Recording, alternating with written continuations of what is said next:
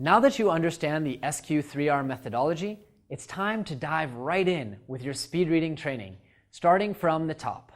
S for survey. If you look up the verb survey in the dictionary, you'll see a number of definitions.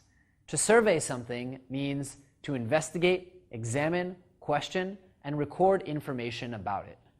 This, in short, is a summary of all the activities we're conducting in our minds during the initial process of speed reading, pre-reading. Now, pre-reading may seem counterintuitive since increasing our speed is one of the intentions of the course, but actually, pre-reading helps us speed up while priming our brain for reading the text with high retention. This is especially important for dense materials or mixed reading with lots of pictures, such as textbooks. Now, I probably wouldn't pre-read a novel for fear of spoiling the plot, but if I do, I'll look for areas of conversation and dialogue, and I'll determine the outline and flow of the chapter. Now, when we pre-read a nonfiction kind of text, we're taking a few seconds per page at a speed of about 5 to 8 times our current reading speed. We're not reading the text, or even trying to. Instead, we're just looking for titles, subheadings, proper nouns, numbers, words, or things that just don't seem to fit in. When we pre-read, we gain an understanding of the structure of the text, and we build a sort of mental map. We start to generate thoughts and ideas about the text, and we think to ourselves, oh, that's interesting. They're going to talk about Buzz Aldrin here, for example.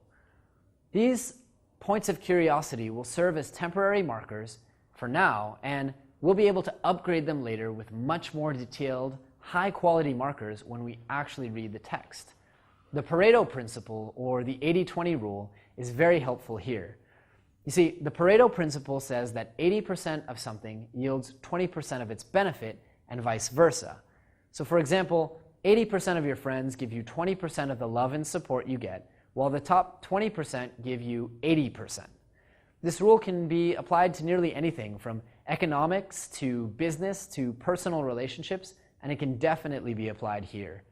You see, in pre-reading, we're looking for those 20% of details that give us an 80% understanding of at least what we're going to be reading, at least what the text is about.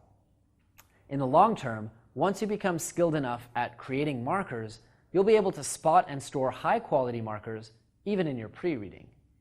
This means that when you actually read the text, all you have to do is fill in those 2 to 4 detail markers we talked about for each marker, and you're well on your way. This will take a lot of time, but it's a pivotal skill in speed reading, and it'll differentiate skimming from actually learning the content you're reading at a high level. It's important to note that even though you don't register the text, you are building a map of it and becoming more familiar with it subconsciously, just like you begin to understand the layout of a neighborhood even if you drive through it at 40 miles an hour.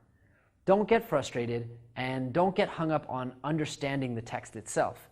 Just understand the flow and any interesting points of information that might jump out at you. This alone is a major benefit of pre-reading, but as we're about to see, it's not the only one.